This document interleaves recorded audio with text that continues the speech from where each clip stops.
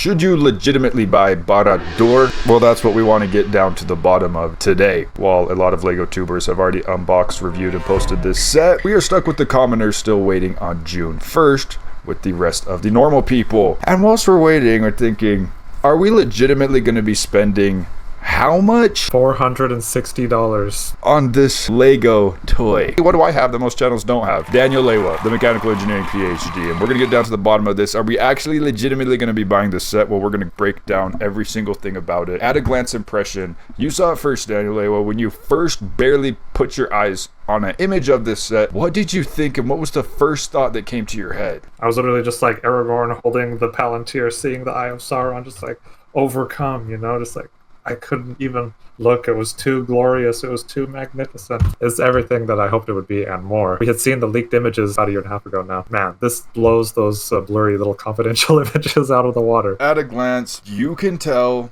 this is the Eye of Sauron. Barad-dûr. They accomplished that, which is the very baseline. That's what you'd want it to. I'll go ahead and be the first one to share the first Debbie Downer. When I first saw the images, I scrolled to I was like, oh, cool. I immediately swiped to the next image, and I saw that it was completely chopped in half down the middle. And I said to Daniel Lewa, why is it a facade? There are a lot of reasons on why this is a facade. Number one, could we really reach this height and detail that they have on this half 360 without it being $1,000 plus? Probably not. I think it strikes a fair balance between making something that's very beautiful and presentable on the outside while still having very fun and detailed interiors. For a lot of AFOLs, we're not going to necessarily be interacting a lot with the interiors after you build it, but it can provide still a really fun building experience. And if you want to show your friends when they come over all the cool things it does, you still have that. So I think that it does strike that fine balance of kind of the whimsy of LEGO as well as a beautiful display piece. Well, I get it. It's easy to access the features in the back, but Daniel Lewa, can't you still access the Avengers Tower innards area? Can't you still access the modulars inner areas? The Daily Bugle? Why couldn't have there been a solution where it is covered and we can open it up? Yeah, what, you want those little flat panels that you can pop off and see the interior? It seems like this is kind of a new standard they have for really big, tall buildings, especially the Disney Castle, this, Rivendell to some extent. Basically just having a back that you can see and very easily get your hands in. That's great, but just tell me, how tall is this set exactly? Because it's basically almost the height of the Avengers Tower. I know that much. Yeah, this thing is 32.5 inches high. This thing is almost a yard tall. Avengers Tower is exactly 3 feet tall, counting the little spire. So this is just shy of Avengers Tower, which is saying a lot because anyone who's seen Avengers Tower in person, it is crazy tall. But Avengers Tower is fully 360 completed. Yes, but notice in Avengers Tower, you don't have a lot of layers, a lot of depth. So you have like just the straight walls that kind of go straight up on a lot of the sides. Well, that brings us to our next category, which is piece count. This has 5,471 pieces. It's not quite to Ninjago City Market scale, but it's crazy that one has as much as it does. Okay, and that's actually more pieces. So obviously, I see what you're saying about the different tiers and levels and detail. But for some reason, at the first glance, you're like, wait, this can't be more pieces than the Avengers Tower. That thing is massive and fully 360, but it actually is more pieces than Avengers Tower. So maybe, you know, the Avengers Tower has these long window pieces, 1 trillion of them, and this has a lot of tiny studs and slants at the bottom to make the lava and rocks. It still looks really detailed and amazing in the front. It looks like, you know, how it's described in the book, but we'll get to that in a sec. Let's talk about minifigures. And boy, does this set have some. Not a lot, but each one is very quality. So we're in a quality over quantity type scenario. So let's just go left to right here. Who do we have here? We have a new Gollum, which is, in my opinion, an upgrade from the previous Gollum. Definitely creepy. Doesn't have quite as much detail in the eye, but I think overall does a better job communicating a modern LEGO style in Gollum form. Yeah, he looks very Lego-ified, which I personally like. Some people probably prefer the older one, but I like when they, you know, fit across the board. We have Frodo. He's back. A really scared face. Frodo and Sam are the same figures as in Rivendell. They have the reversible heads, just like they do in Rivendell. That's fine. They do basically wear the same outfits throughout, you know, the entire trilogy. Something unique about Sam and Frodo for this set is these orc helmet disguises. And wow, did they really have to create 2 unique helmets for this? No, it's crazy that they did, honestly. When I saw this, it just confirmed to me how far and beyond they went, more than they needed to make this kind of the best possible set it needed to be. These are both completely different helmet molds too, and you only see them in really kind of the one sequence with these guys. So now we do have some orcs as well. such as this green orc with the Mjolnir. A lot of nice detail. The molded ears and hair is really nice. Nice we could get a little bit of orc army building within the set, which is kind of to be expected. Then we do have the Mouth of Sauron. You guys remember this iconic character from Lord of the Rings 3? It's incredible. When looking back at the original Lord of the Rings minifig lineup from 10 years ago now, this is the one figure that stands out the most as far as just really cool, really detailed one that you'd want to have now. But they've updated it and made it even better, even more detailed, even more prints. I think it just knocks it out of the park. Like a side-by-side comparison, you could tell it's like a one-to-one in minifigure form. His teeth, the helmet, it's the most iconic parts, but they didn't fail to include the details on his net, robe, and everything. So, boom. We also have a very, very unique orc, one that's very memorable, mostly because of how disfigured his face is, namely Gothmog. We can see here in the side-by-side with the movie.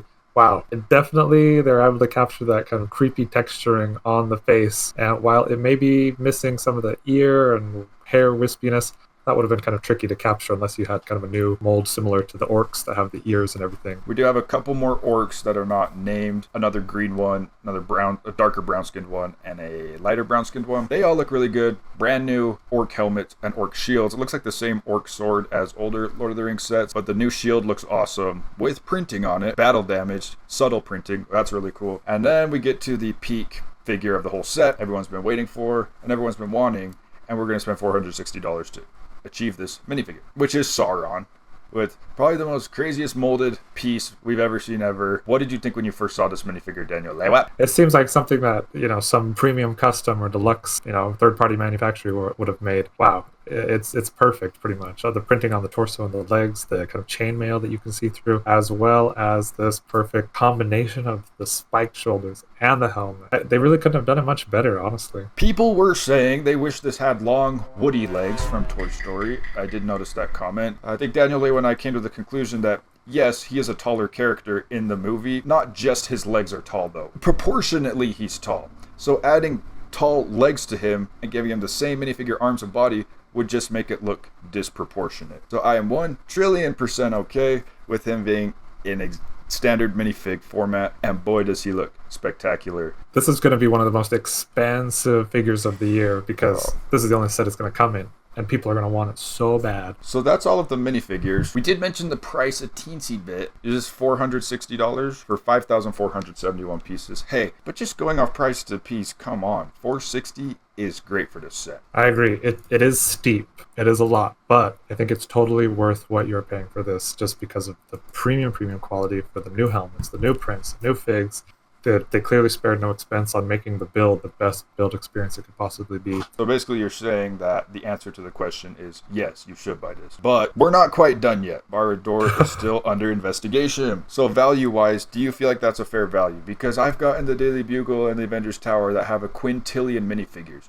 Do you not think at least this could have included maybe some more orcs? Could they not have included the Witch King? Could they not have included Saruman? I could see all of those being something they want to save for whatever they have next. And they're kind of trickling these things out. But if they're going to have all these new orc prints and everything, they could just have duplicates of a bunch of them. You have plenty of space in here to just stuff a whole bunch of people, a whole bunch of armor, a whole bunch of figures. There's really no reason not to include just a handful of more generic baddies. If you take a look at the model specifically that was used by Weta Workshop in the filming of the movie, you can see a lot of the very important features that they were able to adapt into the Lego. I especially like that kind of rock outcropping that was kind of built into the tower that they translate over about halfway up. And then all of the little spiky details near the top, especially around where the eye would be, is also pretty faithfully captured. So I think it does a pretty good job as far as that goes. Yeah, you like the proportions and everything in the Lego set, the two spires display. You legitimately buy this, not pure black, but a pretty solid black. Darker than the night sky itself. Is it going to still look good on display? I think it would look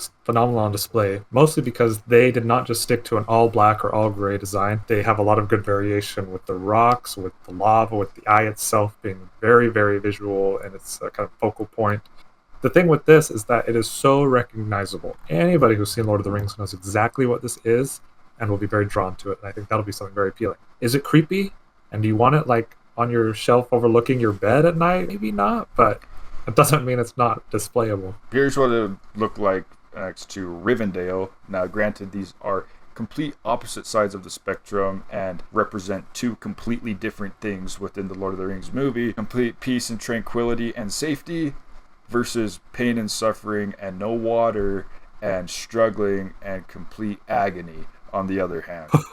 These are our two Lord of the Rings sets right now in our modern day, right? I just want to touch on a little bit. There has been some discussion about LEGO not including middle range price sets or lower range price sets. Because, guys, these are close $500 average sets. These are a lot of money for a LEGO toy. There has been some discussion that LEGO is neglecting a lower price bracket. I think in a lot of ways that's true. I can't really complain though about what we've gotten so far, because if you think about it, these are two of the greatest LEGO sets, arguably of all time, certainly within the last 5 years, 10 years. Absolutely phenomenal. So beautiful, so detailed. The figures, absolutely incredible. This represents peak LEGO, you could argue. Can we say like Lord of the Rings theme is a failure? No, we can't. I think this is like peak of the peak. Like we could just keep going like this. Is there room for a lot of really awesome lower tier stuff? For sure. There are so many things that you could translate on a smaller scale. The eagles, Treebeard, the pirate ships, the Oliphants, like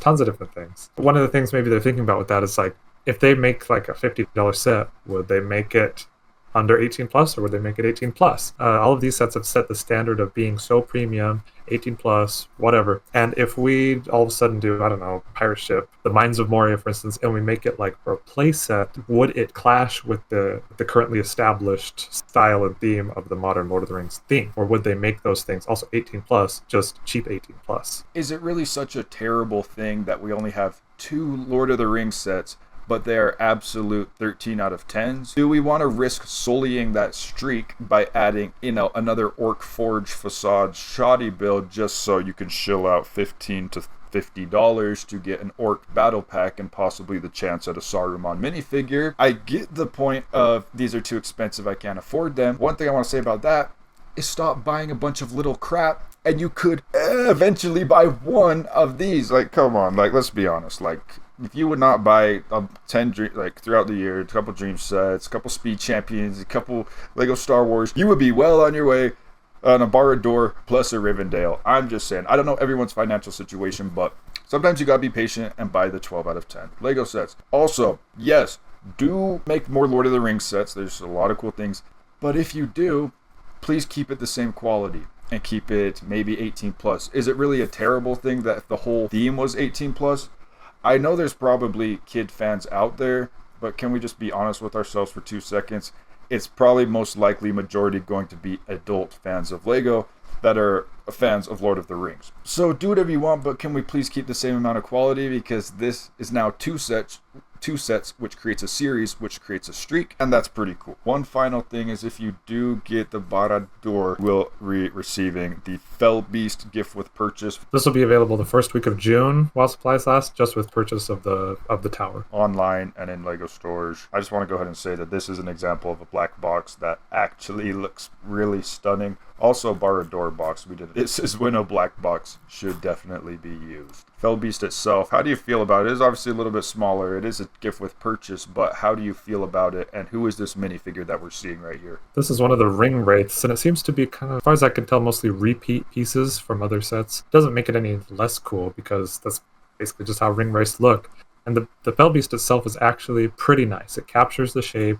The wings especially are pretty cool, custom vinyl wings. I think this is a great example of small 18 plus set. They could have sets like this for whatever else, like we just talked about, 18 plus, smaller scale, still not compromising on quality, and it shows that they can do it. Then they shrunk down the Fell Beast a little bit from the films, but one pro about that is it's going to look a lot more to scale with Barad-dûr. When it's flying around it, it's going to look a lot like, the tower is the stature that it is. 10 out of 10 GWP, but let's just rank the set as a whole. I mean, I've already said 13 out of 10, but what would you give it, Daniel? I feel like we need to codify our ratings a little more. I think the set itself is phenomenal. It's a 10 out of 10 for me. I've never given anything higher. There's nothing I would change. I'm just talking about the 13. I'll give it a 10 out of 10 as well. Only gripe is the facade thing, but I know why it had to be done. Rivendell's also a facade. So the answer to the question, should you buy Barad-dûr? It's getting a certified yes, if you can afford it, guys. Make sure you're paying your bills first, getting groceries, taking care of yourself and your loved ones. then go ahead and please buy it. And please Actually, let who us would win? know, are you going to be buying the Barad-dûr LEGO set? Yes or no? And if you're not satisfied with it, why? Because we would be curious to know what would be lacking for you. If you made it this far in the video, comment Zatu in the comments.